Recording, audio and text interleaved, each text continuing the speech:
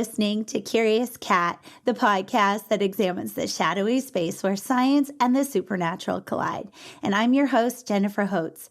Join me every week as I explore what it means to be a soul in a meat suit. Welcome to Curious Cat.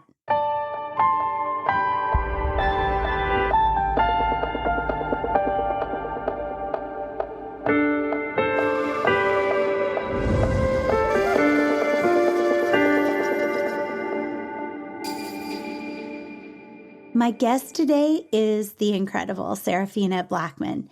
You may remember her from her guest appearances on Paranormal Karen. She's a Reiki Master, a tarot reader, artist, Fraggle, and general vibes master of all the things. And recently, she's been learning Transcendental meditation, so put an asterisk there. Welcome to Curious Cat, Seraphina. Hi. Thanks for having me. I'm excited. Oh, thanks for being on. I'm just so happy to talk to you. You mentioned in a recent podcast episode that you've been studying Transcendental meditation. And what is it and how is it different than other types of meditation? So, yes, you're right. I'm a recent student. I had a check-in with my I suppose coach you could have, and you once you've done Transcendental meditation, you have a coach for life. That's one of the things that comes with it. Really? It comes with a life coach, a person that checks in on they don't interfere with your life, but they check in on your meditation to make sure that you're doing it correctly, that you're getting what you need from it to give advice to you. It is somebody that, as part of the tradition, guides you through for the rest of your journey. That's it. So that's like amazing. I didn't even know that came with my little contribution that I paid to the to the Maharishi Institute. Oh. But Transcendental meditation really is part of the Vedic traditions. It goes back thousands of years. Maharishi brought it down from the mountains and decided that he was going to teach it, because this is something that that they did up there, and he was going to teach it to the world. And he wanted to make sure that he imparted the purest essence of it, and he maintained the traditions of it, and so that it wouldn't get watered down or diluted like a lot of Eastern traditions have when they've been brought to the West. They have been sort of, I suppose, packaged nicely to fit in with more Western ideals and Western ideology. And while that is completely understandable, that Western, in order for something to be adopted, a new idea to be adopted, people tend to, in that way, adopt it, not wholesale. They try to make it, it's natural, it's the human condition. We try to make it fit in with our ideas, our lifestyles, the pre-existing beliefs that we had. So he didn't want that to happen. So he decided that he was going to make sure that the traditions were held. And so he founded the Maharishi Institute, and he went on he's passed on now. He went on a global tour because he believed that in bringing this down and giving it to everybody, one person at a time, it would change the world. Because we had gone through so many different karmic cycles, so many different versions of Earth and humanity, that one person at a time would change the general frequency of the world. And this is where he thought the best governance would come from, best governance, because he was actually quite political. He was quite political, and he was, I suppose, a spiritual politician in that way. This is my understanding of Maharishi. And he believed that nature was the best judge, and that it was challenging for humans to really judge nature with its mind. And that it was also counterintuitive to judge nature with your mind, because your mind is something that is on the surface. The nature is all encompassing. And if you went into the cosmic mind, then true intelligence would come through, and through in order for us to govern our lives as the best kind of humans that we would be. And transcendental meditation was the tool to be able to allow us to dip into that pool of cosmic wisdom. So that's how it's different. Okay, so I have, oh my gosh. Well, it's different because, okay, so it reminds me, you are so kind in the way that you said Western culture. It is the human condition that we tend to kind of take something and kind of morph it into our own thing. But I think of, like, for example, food, and then you think of the Twinkie, and then the Americans, we've made it the deep fried fair food Twinkie, and it's so adulterated. It's so awful. So, it's nice to get back to and remember the roots and the pure essence of a thing. And transcendental meditation sounds like you pull away all the things that it has become, and you get down to what it was always meant to be, and in its almost purest form. So so I have to know, so what drew you to find transcendental meditation, to reach out to the Maharishi Institute, and to start on this journey? Well, my cousin is a Raja and has been all my life. He is a Raja. Wow. And he has been all my life, and he is an older cousin, so he's in his he's in his 60s now. He's an older cousin, and he has been trying to get me to do that since I was a teenager. And I was like, as a teenager, you're like, I'm not into that. What is that? And all his kids, they did their meditation, and they went through the program. And I remember my little cousin, Aaron, right, was telling me, he was like, you can fly, right? You can fly when you do this stuff. And I was like, what are they smoking in that house? What are they smoking in that house? And you really see the benefits of it. You see the benefits of it. Like, I mean, I'm experiencing the benefits of it immediately. But I've done a lot of work on myself, right? They've been doing this. His kids have been doing this all of their life, and they are the most beautiful, generous, happy, kind people. The world is burning, and they are in a state of abundance. Like, they are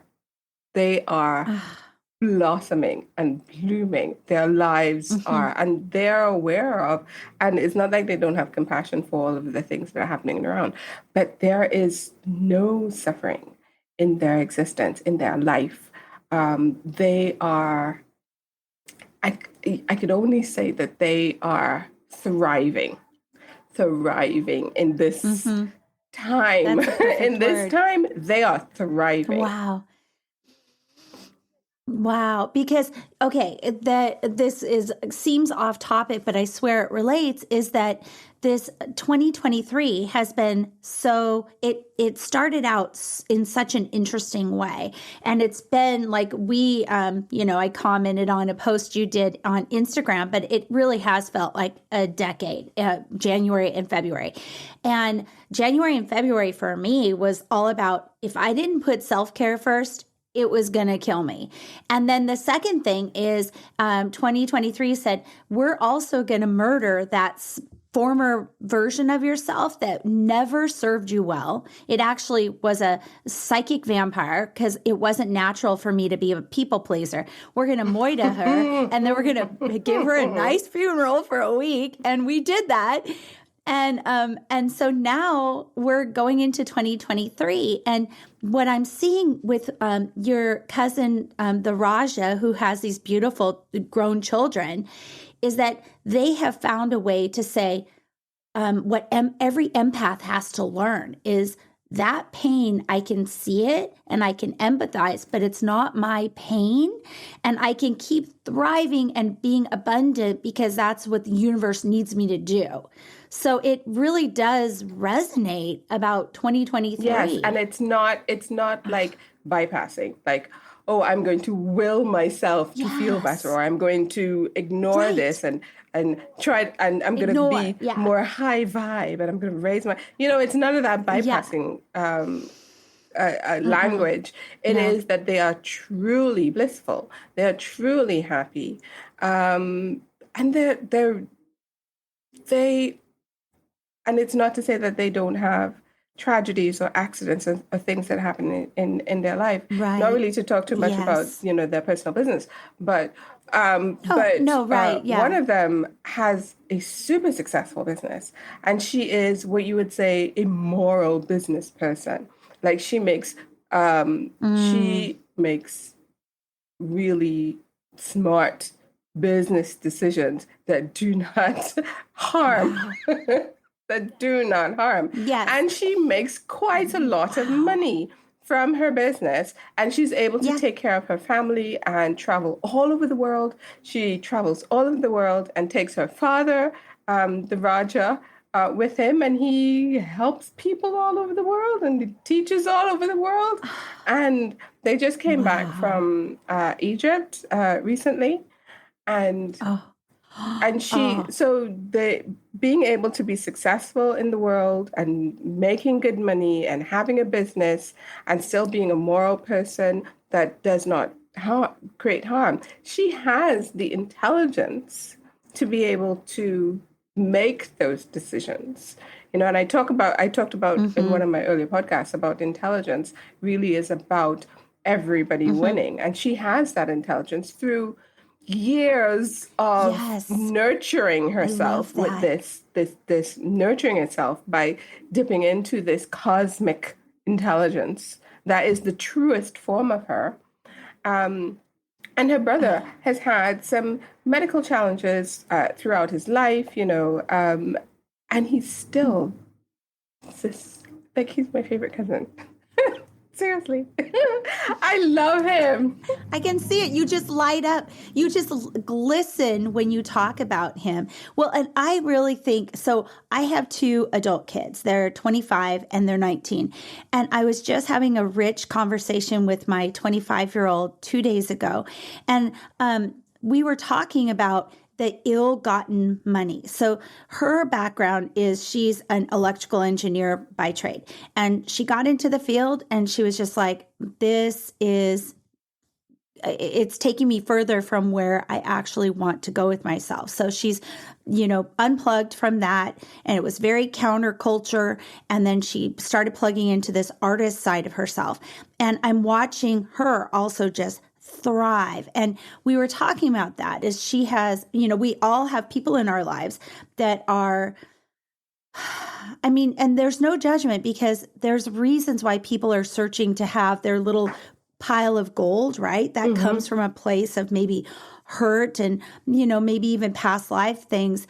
But there are people, and I live a stone's throw from Microsoft. So there's a whole mentality of the Microsofties that they can, we're going to amass all this money and then we're going to become a yoga guru or something to try to offset the karma that they're causing by that, venture as like ignoring their parenting and kind of, managing the teachers the way they do, which is really disrespectful and, and things like that. So the ill-gotten money, it's like, for example, it's like bad food. You can pray over the food that you have in front of you and say, I love you. Please pass through me what I don't need.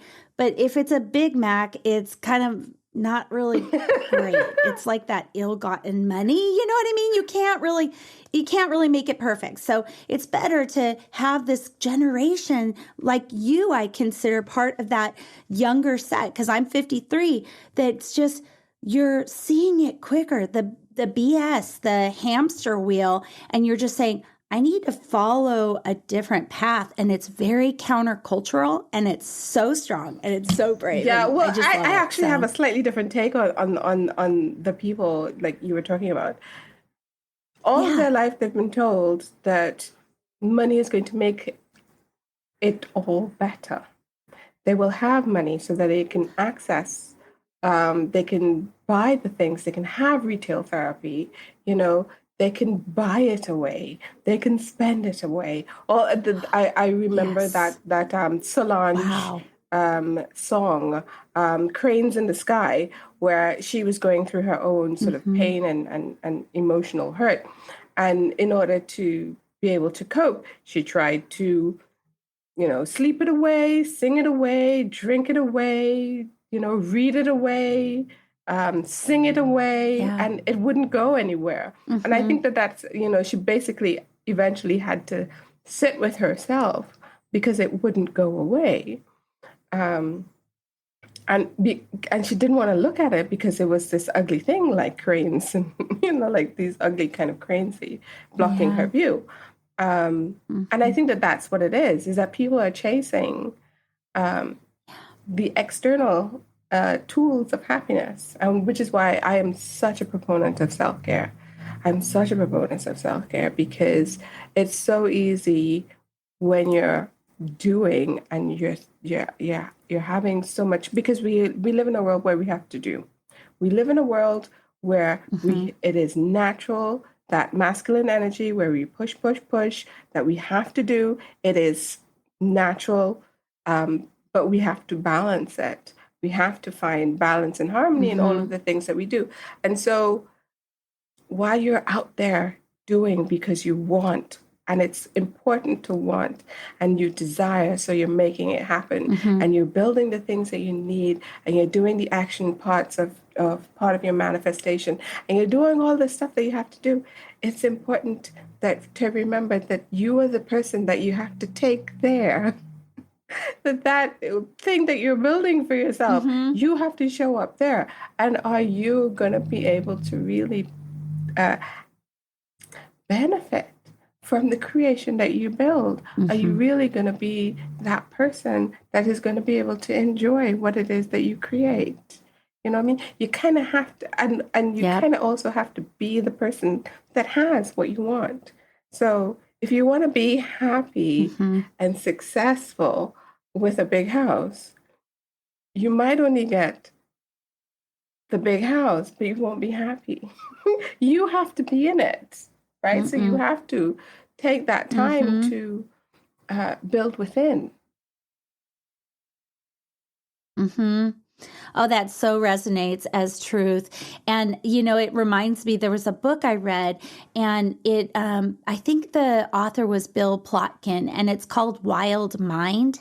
And he talked about, he's not saying ignore all psychological diagnoses, but he's saying part of where we're really getting hung up as human beings is that we've lost the rhythm of nature. We've lost our connection to nature.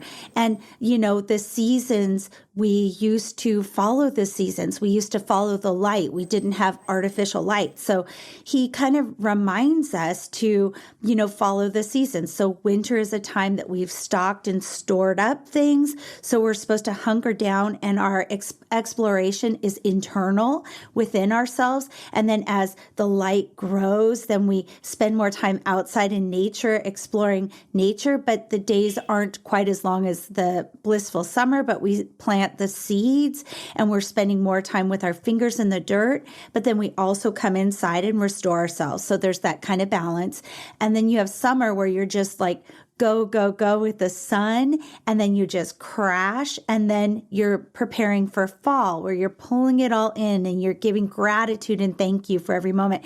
And there's so much to be said for that. And so this winter, it makes it easy because I'm in Seattle, and the clouds come over, and I'm like, I'm going to just slow down and try to honor the seasons. And if I try to push against it, Mother Nature's like, oh, no. You're going to slow down, and you're going to need a nap, or you're going to need to do some more meditation, contemplation within, because you're skipping that. So it kind of goes even with your transcendental meditation journey, which has been pretty beautiful, to just reconnect us as part of the ecosystem. We're just a tiny part of this big ecosystem. Yes, it is. And it has been It has been amazing. Like I have done all kinds of different contemplative type meditations. Like I did moving meditations, and I did Zen Ooh. meditations, and I did the lovely sort of visualizing. Like throughout my journey, I've done so many different kinds of meditations, some of which were really, I consider to be hard, like stressful. Yeah, Like that I Zen agree. stuff. Yeah, Oh my so God, stressful. Zen meditation. I am not Zen. I'm not Zen. Me either. I'm not. Me either, but I honor the people that Yes. can. I'm just like, I'm in awe of them, but I agree. I got the wiggles. I get the Yeah, wiggles. exactly. So I was like, I thought I had an idea of what meditation was like. And my cousin, he was always like, that's contemplative meditation. Okay, that's complete. And I was like, you're sounding a little snooty. You're sounding a little snooty, right? Just because you're Roger, right? And Ah, eventually, I had him on the Meow podcast that I have on YouTube with the Grooving Goddess. I had him on there to talk about yes. it. And then I thought, let me try. Let me try. And so I said, okay, 2023, I'm really, it's been decades now that you've been trying to get me to do this. Let me do it. And I did. And Wow. it is so simple. Like it is so simple. It is unbelievably Really? simple. Like instruction takes 15 minutes to teach you how to do it. But it is the hardest thing I've Wow. ever done. It is hard. Yeah, It is hard because it sure. is so easy. Like you always feel like you have to do Mhm. work, right? In order to be. Yeah. And so we learn, and this is the thing that I'm unlearning. I'm unlearning how to be and just be. Yeah. Because how to be is actually a doing thing. And in transcendental meditation, you're not supposed to be doing anything. You're not doing anything. Oh. You are just being. And being involves Oh. it is the greatest I think task or achievement that I will probably achieve in this lifetime to I mean this is complete surrender. Yeah, it seems like it. And I hate to do this because it feels very Western, but I feel like it would have a beautiful impact on the other things you're doing. The Reiki healing you're doing, the readings you're doing. Like I feel like it would have quite an impact. And it also has it boosted I your am energy? so after my day of in person because it has to be done in person. It's done in person, and it is done Ah, one-on-one instruction. Like they hold to the traditions. They hold really to the traditions, right? There's stuff that I'm not really supposed to talk yeah. about it because it's supposed to be a personal thing that is Sure. you and Yeah. your the person Right. that's instructing you. Yeah. But it is after the first day I got up and I did not have to take my hay fever medication. I have not taken my allergy medication since. Doing that just the one time Wow. cleared my sinuses. It cleared. So it is, and this is something that they always say, meditation gives the body what it needs. You don't determine what the Mm-hmm. body They do needs. say The that. meditation, which is your cosmic mind, your cosmic self, gives the body what it Mm-hmm. needs. It takes the mind out of it and it gives the body what it needs. Yeah. And it one session cleared up my sinuses. I take cetirizine every morning as a rule. That's my daily meditation, my medication. And I have not had to Yeah. take it since. It has given me so much energy. So much energy, like because I have hit March running, like seriously, I have hit March running. I was able to do all the things that I wanted to do in February. I went to some of the parties that I wanted to go to. I would never have been able to have my carnival Mm-hmm. experience that I wanted. And I I also notice I'm softer. Like I feel softer on the inside. I'm I lost your oh audio for a second. I feel softer on the inside. I feel I feel Wow. girlier. I feel gigglier. I feel sweeter. Um, yes. Lighter. And I was Yeah. checking in with my instructor, and I was telling her that during the meditation periods, I feel like all of a sudden, like I want to giggle. I don't have a reason to giggle, but I want to giggle while I'm doing my 20 minutes, and I feel like this kind of giggle coming up. And she said, "Don't suppress it." She said, "Don't suppress it." She said, "Did you know that uh, the Buddha used to spontaneously break into giggles just like that?" It's like, yes, and the Dalai Lama too would spontaneously just burst into giggles because this love frequency just bubbles up inside you, Mm-hmm. and it just sort of radiates. And this is how the body translates it into this giggle. And Mm-hmm. so just let it happen. And I was like, okay, because I was feeling kind of weird. I was like, is this an odd symptom that I'm just And to get that confirmation. But how beautiful. And even the way that you have one person that is doing the training and teaching, that then you feel safe, I would imagine, to ask those questions and say, this is coming up. Is this okay? And they're right there with you during the yes, yes. process. You once you're Yeah. in the TM organization, Maharishi Institute, you're part of a global movement. Yeah. They have all kinds of different Yeah. programs that you can do after that. I mean, you pay the fee to do the training to do that, and then everything else Mhm. is there's no cost. There's no cost to anything else after that. You're on the Oh. app, which is very modern. You're on the app.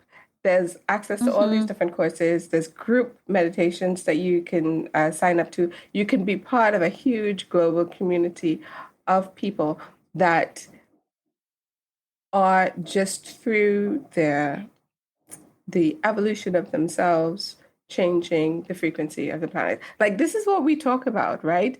This is what we talk about. This is This is what we talk about beautiful. as as This is as so light workers beautiful. and in all of the Yes. spiritual communities. We Yes. talk about the collective raising its frequency to Yes. change. And they're This is doing what it, they have an actual plan. doing They it. have an actual plan. They have an org chart. They have a mission. They They probably have spreadsheets. I feel like there must be they a spreadsheet because they're so on it. and they talk about the math. The math of it. Oh yeah, it's Really? like so science based. It's because Yeah. it's the Maharishi Institute of Well, Science and Technology. exactly. They talk about the Oh my physics, gosh. astrophysics and the math and the Yeah. theory behind what they're doing. Like they are the real deal.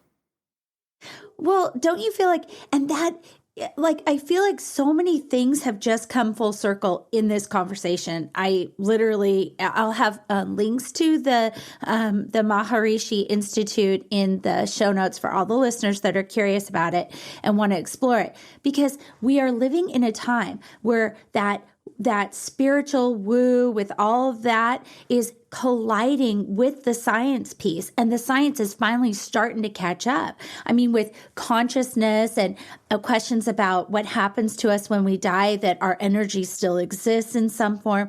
And when we're having right across the lake from me is the Paul Allen Institute, where they're doing experiments with psilocybin with people that have PTSD after having cancer, and they're going, there is one experience with it, and they're saying there is so much more out there. And what's my PTSD? It literally shrunk my ego, and there's so much more that is happening, and I was tapped into it, and I'm addicted now. So we're living in this like beautiful, amazing time. And to learn about the Maharishi Institute and this transcendental meditation, it feels like it brings it all full Yeah, they've circle. been around since the 60s. Magical. They've been around since the 60s, Wow. and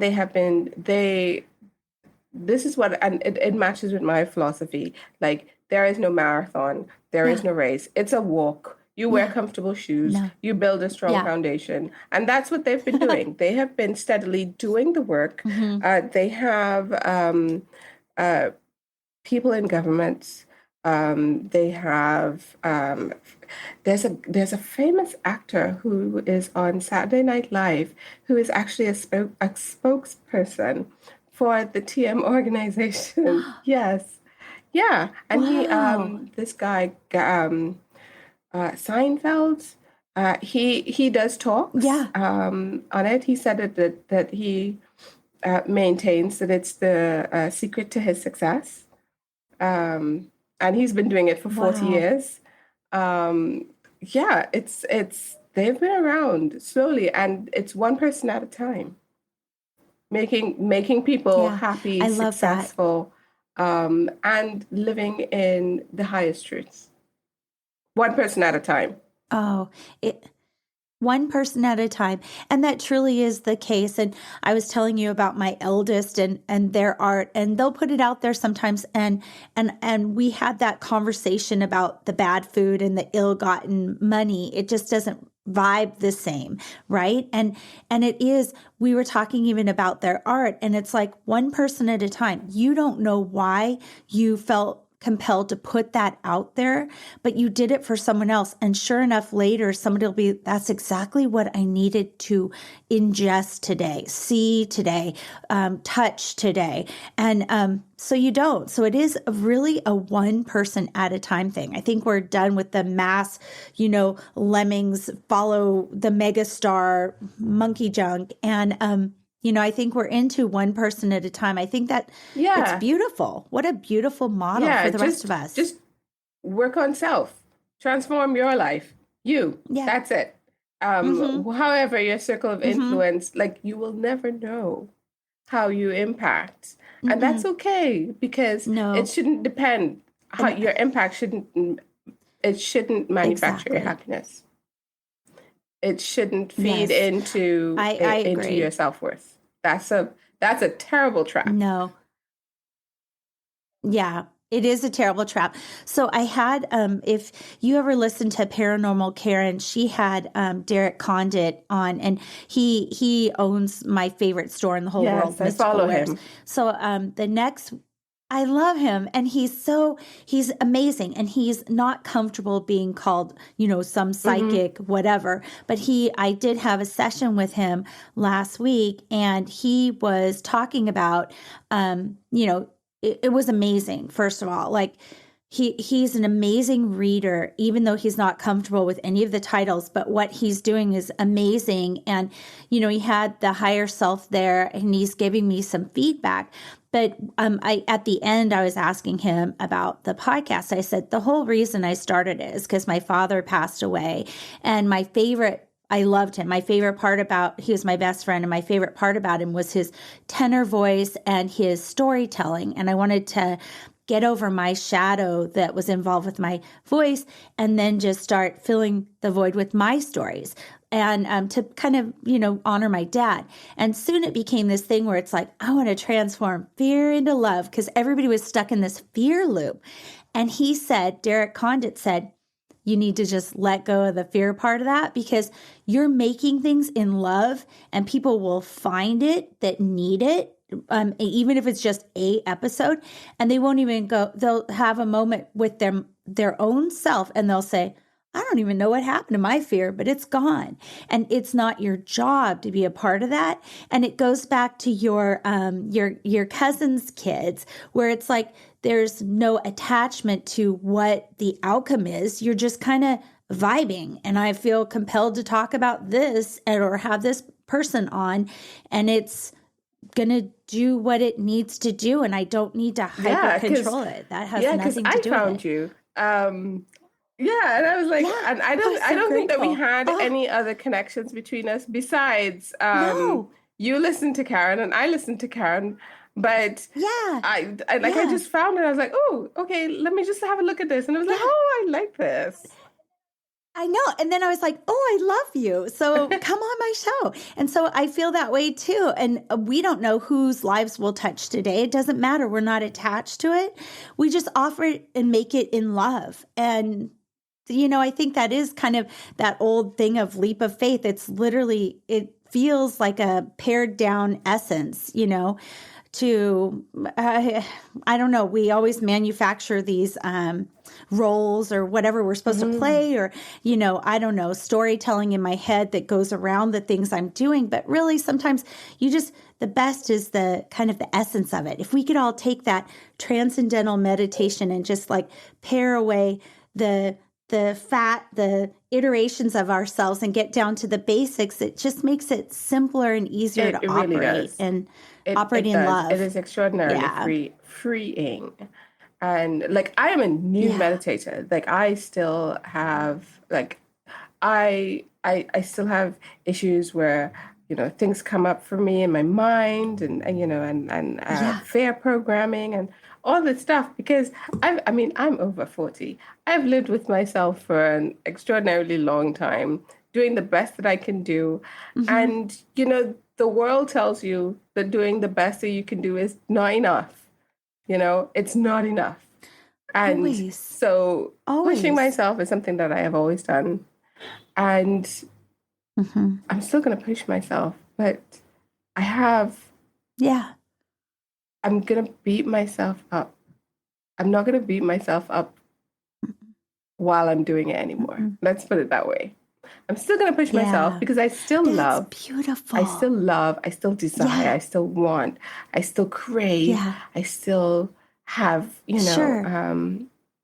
things. And I say I have passion. And I think that's a wonderful aspect of myself. Yeah. So I don't want to Yeah. dampen that. I don't want to anesthetize that aspect of myself. My passion is such a No. beautiful part of myself. But I'm not going to beat myself Mm-hmm. up over outcomes and expectations and Mm-hmm. I think that aspect of me has gone. And that gave me happy tears to hear you say that, like the mama bear in me, because that is so beautiful. And also, it's okay to have those earthly kind of desires, but I can tell that it's like it's not a failure or a success if those happen to come along with you. There's not it's not the attachment that maybe there was before. Because I it's have like to, it's about being yeah, creative. You want to create, right? yes. You want to go to that place. You want to build this thing. You want to have this. Like I love handbags. Wait, you Handbags. love I what? I love lost you. handbags. I love handbags Oh, and I love I shoes. I love handbags and I love shoes. I know. Oh my God. Me too. I Me love handbags. too. I love them too. And I covet them too, but maybe you're supposed to be designing them as well because I feel like you definitely have this artist Yes, side to you. definitely. Um, but I used Yeah. to shame myself for loving shoes. I used to No. shame myself because Mhm. ever since I was a little girl, just tiniest little girl, I love my feet. Personally, I absolutely adore my feet. And my manicurist, my nail tech, she calls them my hands feet, right? Because they're so cute. She calls them my hands feet. Oh, And I love my feet. And ever since I was a little girl, I love the way that my feet look in shoes, right? I used to just stare. Like if I got new shoes and stuff like that, that was like the happiest time. yes. Swinging my feet and watching my feet and looking at them, how pretty Yes. they look in the shoes. So I have always loved That's so shoes. cute. It's not about buying them and they're It's about darling. designer shoes Right. and No. attaching them as a sort of a status symbol for my life. No, it's about how Right. pretty No. they are and how I don't pretty get they that. look on me. Oh, that's so cute. Okay, but I'm kind of disturbed by the hands feet thing because I picture like really long toes that are like fingers. I'll send you pictures of my feet. So my big toes, Like you can I pick up can. things with them. Can you play I a can flute pick with up them? things with my feet. I am extraordinarily intelligent. Yes, I I can. can too. I know. It's very Very, helpful, isn't very. it, I used to sometimes? suck my toes. Well, maybe when we do our special episode art, maybe we'll just do your darling feet Yeah, and I darling used to. shoes. I used to suck my toes. So, Oh, you are flexible too. Oh my so my big gosh. toes are Oh, that is smaller so than cute. they're shorter than the other Yes. toes, Oh, right? The big toes are really short. that, So wow. they look cute. I They're feel very like cute. Let's put it that way. oh, it sounds so adorable. Okay, wait. And you were saying about earlier, I just have to ask about your dream life. I don't know why, but I feel like I need to ask. So what's happened to your dreams and your dream life since you have gone in this transcendental Well, that's meditation the journey? interesting thing. So I had a very active dream life, and part of Yeah. my, I suppose, my transition into being, I suppose, maybe an oracle for people was through my dreams. Like I've Mm-hmm. always, I come from an extraordinarily sensitive family, gifted family in terms of magical ability and sensitivity and stuff like that. That sort of Mm-hmm. runs in my family. So my mothers and my sisters have Yeah. always been able, whatever it is that they pick up or whatever it is, it really comes out in their dreams. Mm-hmm. Sometimes my mom would have waking visions, but a lot of it was in dreams. And Mm-hmm. so dreams and dream theory and dream language and dream vocabulary is very common in my family. Like we talk about our dreams often because often there are messages for each other in the dreams. So we Mm-hmm. definitely share them. Um, and so in the last few years and really coming on and changing my social media platform from just an entertainment platform to connect with friends to being a sort of a Yeah. oracle teacher to the wider community, to Mm-hmm. whoever it is that needs to get something from what it is Yeah. that I put out. My dreams have really changed and become very structured, Really? so much so that I actually started doing audio dream journals and posting them out um, because they had such profound messages for people who are part of, I suppose, my collective, my group. And so I created, as part of my podcast, I created the dream journals and I put it on a Patreon because it's very personal, like a lot of the stuff. So I had these, and Yeah. it would always come out in these long stories. And then individual people started seeing themselves in the dream, like what I would talk about. And they would be like, oh, wait a minute, I was there. So my dreams eventually became sort of like astral journeys where I would be able to Yes. pick up the messages for the people and interpret them and give it to them. So what I would talk about one. So the Wow. frozen river during this last winter, Yes. there was Ooh. the frozen river series that I did on my Patreon, and it was Yeah. really about me walking along in this frozen landscape, just ice and snow everywhere, and this frozen river. And I was walking along the banks of the river, and I would meet people along the banks of the river, and there would be messages for them that either the tree would have, the river would have, or whatever it is, Mm-hmm. or something in there, and then I would interpret it and I would put it out. So, and I would meet people who are waiting to cross over to the other side of the river. Now, the river was actually this frozen rainbow.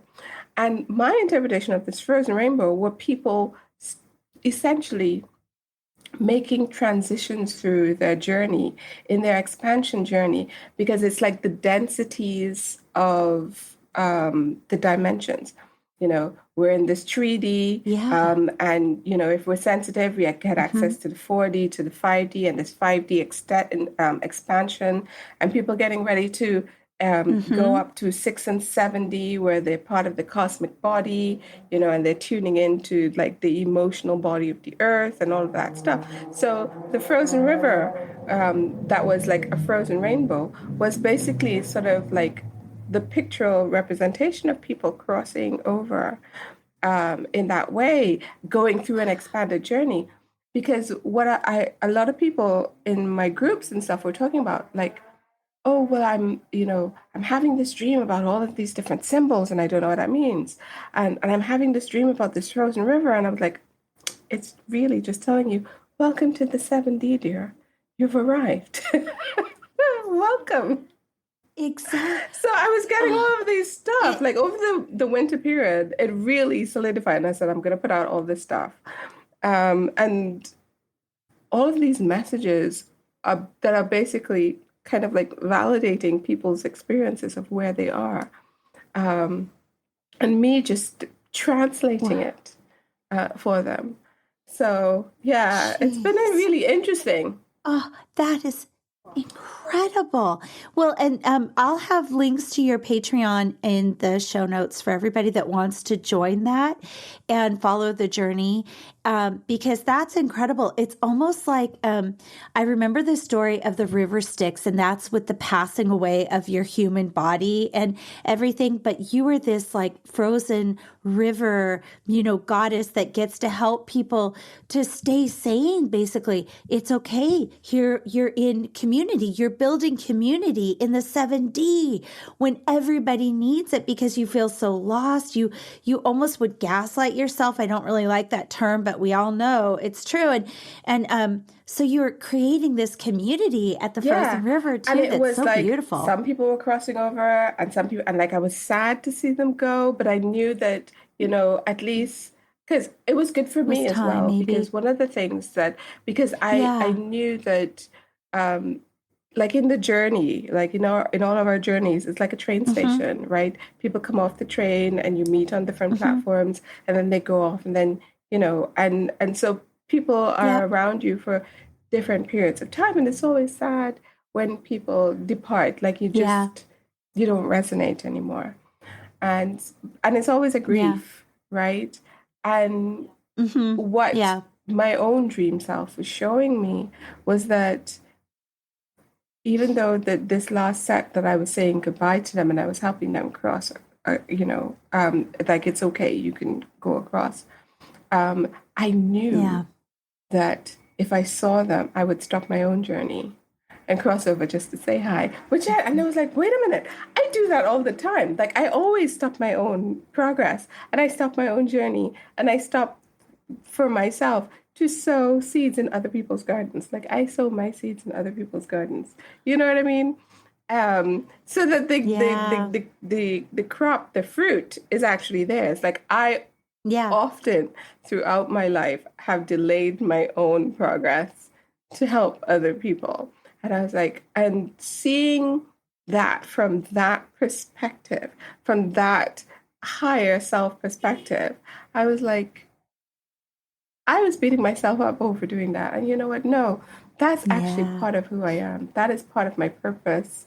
That's Yeah. part of my purpose. Yeah. You know, I value Yeah. community over individual Hmm. progress. Oh, Yeah. and that Yeah. and seeing it at that level, I was Yeah. like, I'm okay with that now. You're a one woman countercultural movement because really it's the greatest gaslight in the world, right? That we're all individuals and we're not all connected. But you get into the spiritual realm for very long and you understand very quickly, oh, that individuality, it's an artificial thing. We're actually all connected. All of us means all of us. And so it's really beautiful that you see that and you're no longer shaming it or like giving energy that's negative to it. It's like, I'm honoring who I am when I do this. It's absolutely inspiring Yeah, because so too, many you times know? I've been told it's like, you put yourself last and you always give up the best um, for other people. And there are times when that hurts you.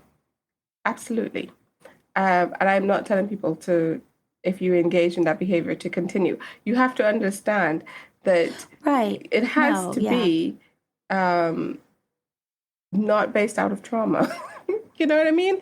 It has to Yes. be that you are giving Exactly. not because you're helpless or that you are brainwashed Yeah. into thinking that you need to give of yourself and that you have to accept less. Yeah.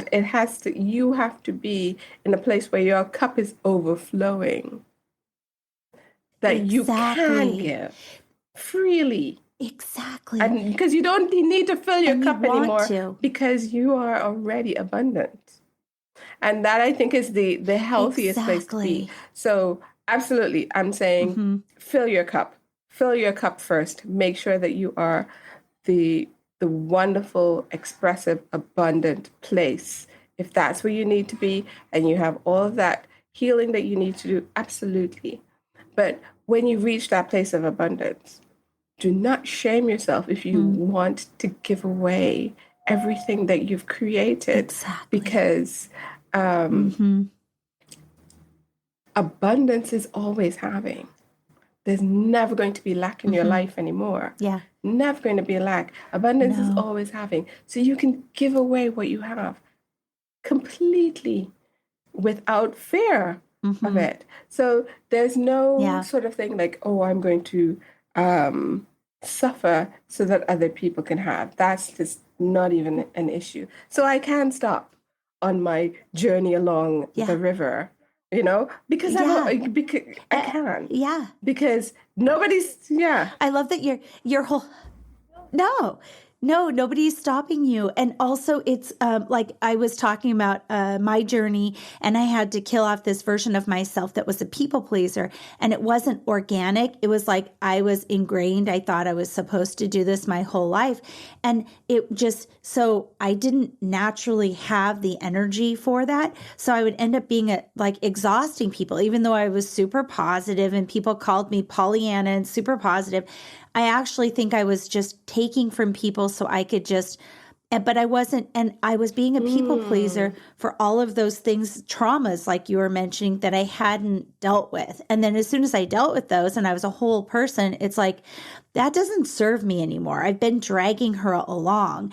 And so what you're doing is that cup is full. That's where I tap in all the time. It's like, if my cup is full, yeah, I'll call my mom back, or whatever the thing is that I'm looking at on my to-do list that I know will be an energy give, but it's a conscious thing. It's no longer a toxic, I have to kind of mentality. It changes exactly, because everything. that's where generosity is. Generosity is from a place of having, right? Yes. Anything else is sacrifice.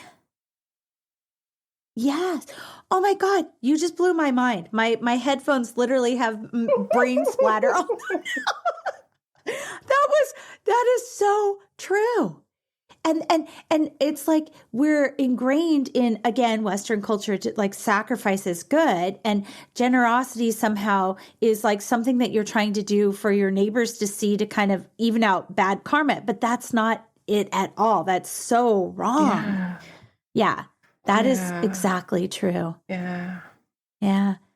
It's like it goes with the Derek Condit reading. It was so funny because he was saying the same thing. I'd been saying it since the beginning of 2023. It's like I have to remember to put the oxygen mask from the airplane. It drops down. I have to put it on myself first to help anybody else, to be of service. And he literally, before I even started, he said, your higher self is saying, yeah, it's good that you don't feel bad about the oxygen mask anymore, that you have to take the first breath. And I was just like goosebumps because I said, yeah, I already dealt with that. And he goes, yeah, I have this list that she gave me that she's gonna be like, she already dealt with that. Oh, she killed that version of herself. So Yeah, that's so he was, cool. but it's Yes, a reminder, absolutely. right? To take care of Yeah. yourself. Yeah, on Take my care of yourself Patreon, I have a first. self-care library.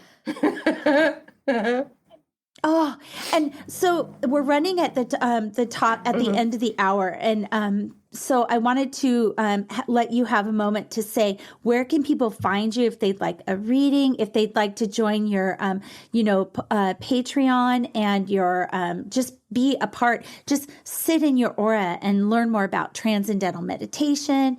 All of the good things. You can find me. I'm on Instagram at Seraphina Blackman. Okay. And on my Instagram profile, you see the link to my link tree, which is Seraphina Fraggle, because I'm fraggly. I know. Love that. And I love it. My link tree is Seraphina Fraggle. You can find me on Instagram at Seraphina Blackman. I'm also on Facebook at Seraphina Blackman. My Patreon is also Seraphina Fraggle. But go to my link tree because it has all the links on there.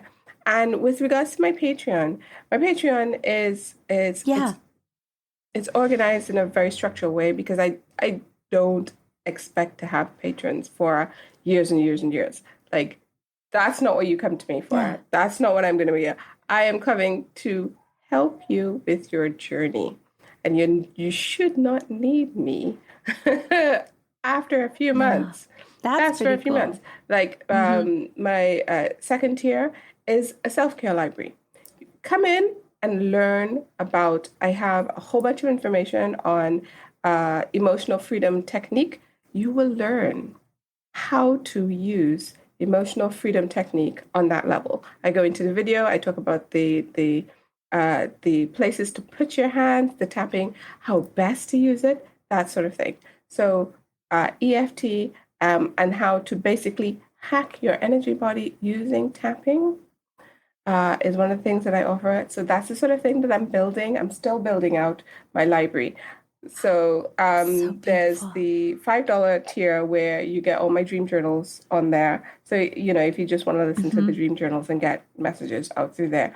And then the highest tier is my Reiki journey. So I'm basically supporting people who are Reiki Masters or who want to become Reiki practitioners. So I later this month, I'm doing a level 2 Reiki attunement for somebody.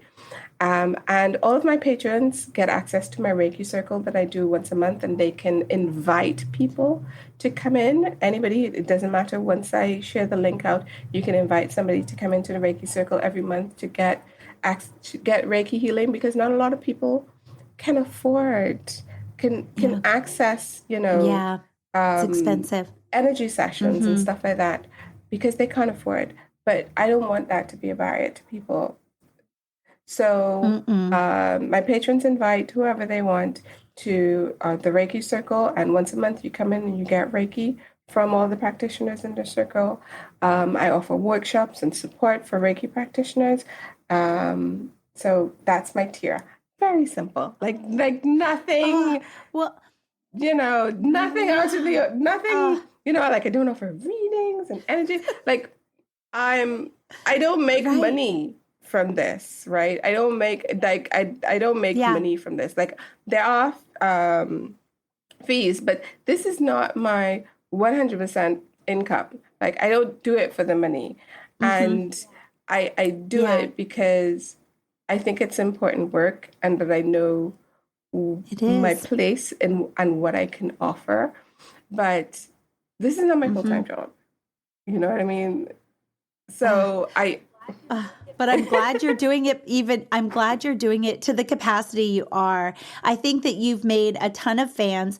I'm laughing because all the questions I had for you, we didn't even touch upon them. So I'm hoping you'll come back to Curious Cat for a visit sometime soon. Yeah, because my Curious Cat is on the couch. She's looking at me, watching.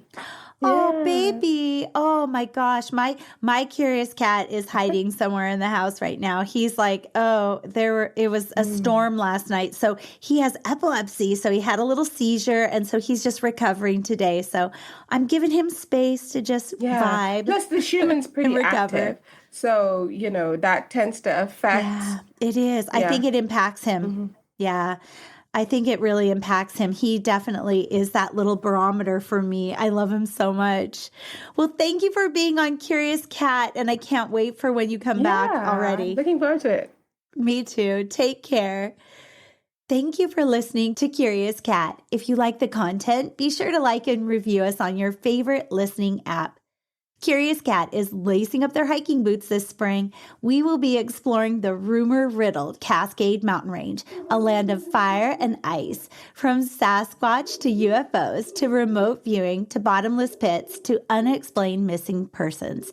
If you have any supernatural experiences from Cascadia, drop us an email at curious_cat_podcast@icloud.com, and your story might be featured on a future episode. Look for Cascadia episodes on your regular Curious Cat feed this spring. Original art by @Nora's Unnamed Photos.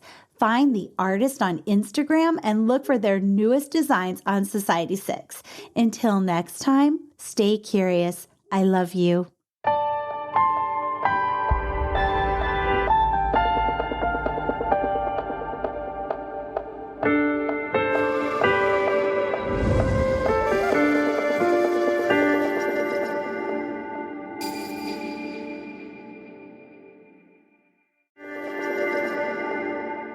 Hey, you. Yes, you. Are you looking for a new podcast that appeals to your scientific curiosity, but is also a little bit spooky? Show me how I died in a past life. Well, look no further, because this cat is where it's at. He had concerns about the ethics surrounding AI, feeling they had achieved consciousness. Curious Cat Podcast examines the shadowy space where science and the supernatural collide. Listen every week with your host, Jennifer Holtz, as she and her guests explore what it means to be a soul in a meat suit. We were healing karma together. They were all kind of predestined to resolve something. Listen on all your favorite streaming apps and continue the conversation on Twitter at CuriousCatPodCA, or find Jennifer and all her links at Jennifer L. Holtz, spelled HOTES.com.